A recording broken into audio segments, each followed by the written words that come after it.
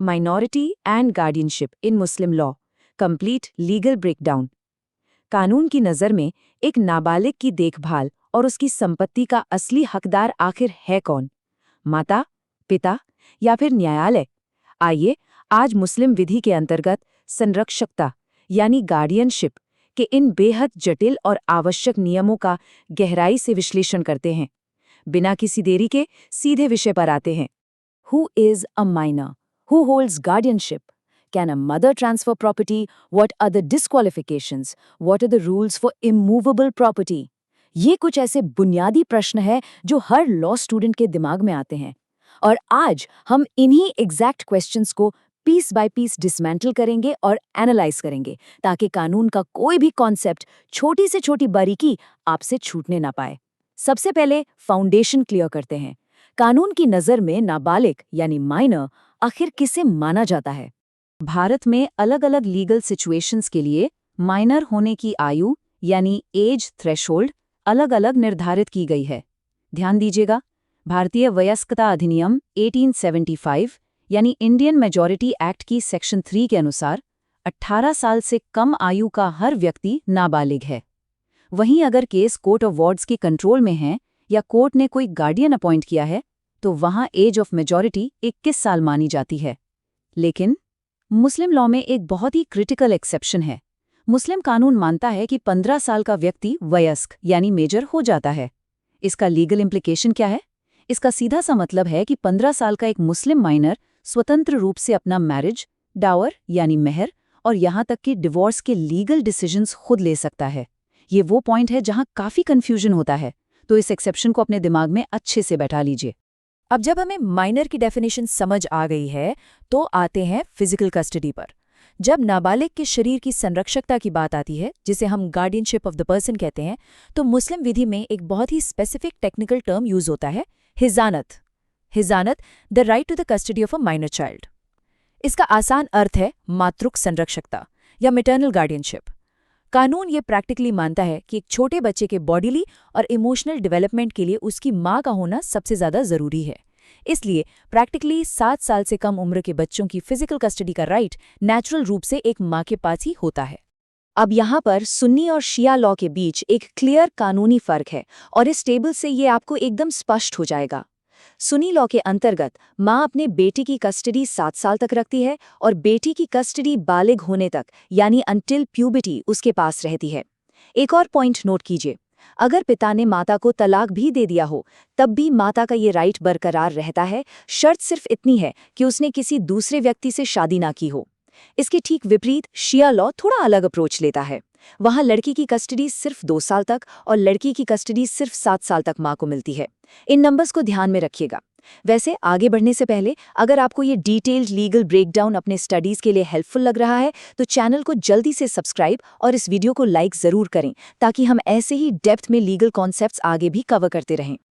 अब सवाल ये उठता है कि अगर माँ प्रेजेंट ना हो या अयोग्य हो तो सुन्नी कानून के अनुसार हिजानत किसे मिलेगी? सुन्नी लॉ में फीमेल गार्डियंस की एक बहुत ही स्ट्रिक्ट क्रोनोलॉजिकल हायरार्की दी गई है।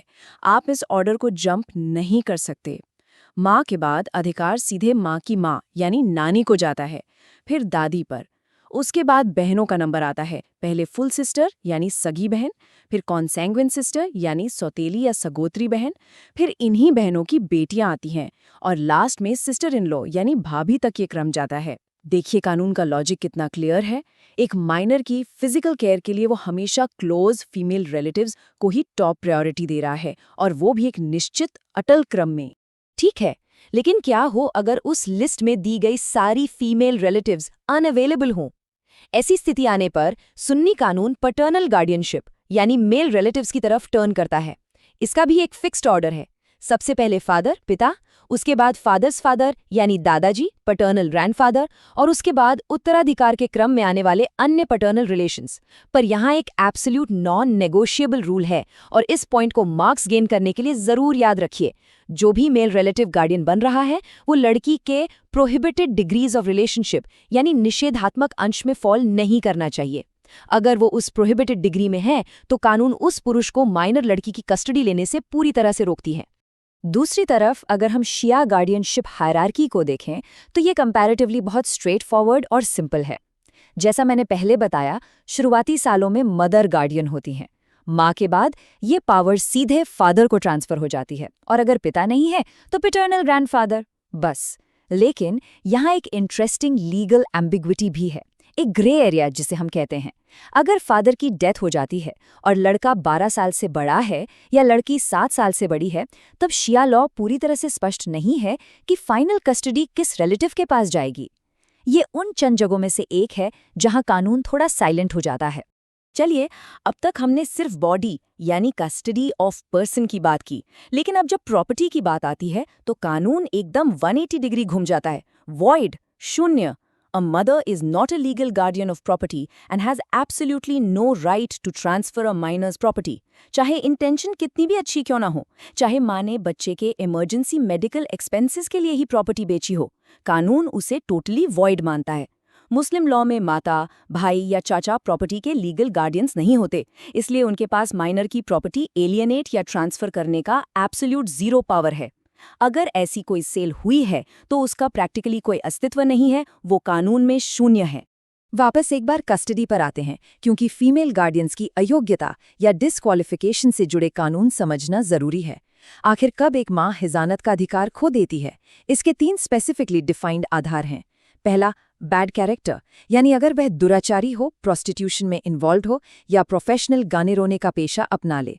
दूसरा, अगर वह किसी ऐसे व्यक्ति से शादी कर ले जो बच्चे के प्रोहिबिटेड डिग्रीज ऑफ रिलेशन में नहीं आता। हालांकि अगर सेकंड हस्बैंड से उसका डिवोर्स हो जाए या उसकी डेथ हो जाए तो राइट वापस रिवाइव हो जाता है। और तीसरा, बच्चे की केयर में इनेबिलिटी या निग्लेक्ट, अगर कोर्ट को लगता है कि माइनर का वेलफेयर खतरे में है। इस लेक्चर में काफ़ी वाइटल पॉइंट्स हैं, तो अपने क्लासमेट्स और लॉ स्कूल पीयर्स के साथ इस डिटेल्ड एक्सप्लेनर को शेयर करना ना भूलें, उनके लिए भी ये काफ़ी मददगार साबित होगा। तो कस्टडी ऑफ पर्सन के रूल क्लियर हो गए।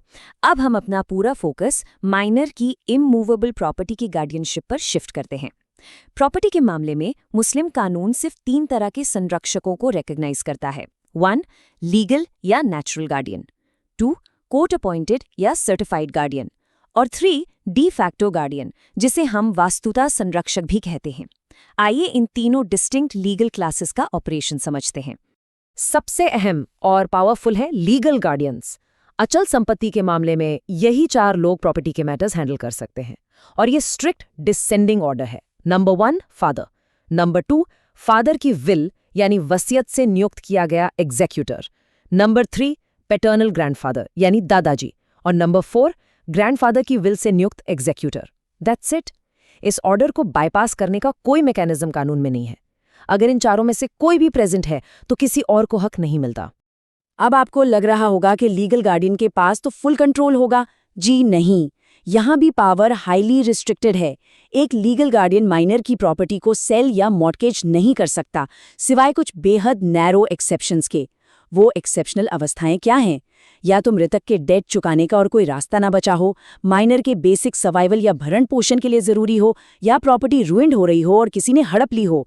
इसके अलावा pure commercial point of view से अगर प्रॉपर्टी के नॉर्मल प्राइस का डबल वैल्यू मिल रहा हो, या प्रॉपर्टी के एक्सपेंसेस उसकी इनकम से ज्यादा हो गए हों।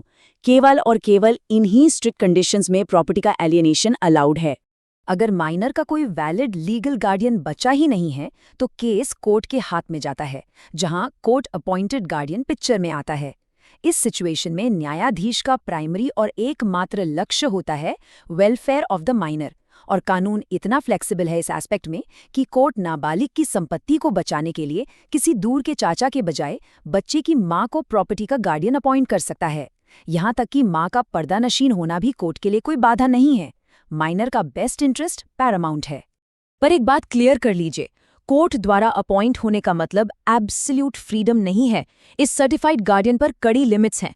कोर्ट की एक्सप्लिसिट रिटन परमिशन के बिना ना तो ये प्रॉपर्टी बेच सकते हैं, ना मॉर्गेज कर सकते हैं, और ना ही 5 साल से ज्यादा ड्यूरेशन के लिए लीज पर दे सकते हैं। और लीज पीरियड माइनर के मेजर होने के 1 साल आगे तक एक्सटेंड भी नहीं हो सकता। लेकिन यहाँ एक वाइटल डिस्टिंक्शन याद रखने वाली है। अगर court appointed guardian authority exceed करके ट्रांसफर कर देता है तो वो एक्ट इमीडिएटली वॉइड नहीं होता, वो वॉइडेबल यानी शून्यकर्ण्या होता है। इसका मतलब है कि माइनर जब बड़ा होगा तो उसके पास ऑप्शन होगा कि वो उस ट्रांजैक्शन को कोर्ट में चैलेंज करके कैंसिल करवा सके। और अब आते हैं तीसरी क्लास पर, डे फैक्टो गार्डियन, वस्तुतः संरक्षक। ये वो शख्स है जिसे ना तो कानून ने गार्डियन बनाया है, ना कोर्ट ने, बल्कि उसने फ्रीली माइनर के बॉडी और प्रॉपर्टी का भार अपने कंधों पर ले लिया है। पर ध्यान रखिए, सिर्फ कुछ वक्त केयर करने से कोई डे फैक्टो गार्डियन नहीं बनता। इस स्टेटस के लिए continuous management of the property जरूरी है। अगर इन तीनों property guardians, legal, court appointed और डे फैक्टो का आपसी डिफरेंस अभी तक क्लियर है, तो अपना अटेंडेंस लगाते हुए कमेंट सेक्शन में जरूर बताएं कि आपको ये क्लासिफिकेशन समझ आ गया है।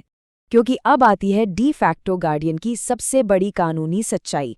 गार्डियन एंड वार्ड्स एक्ट का सेक्शन 27 स्पेसिफिकली डिक्लेयर करता है नो पावर ऑफ एलियनेशन।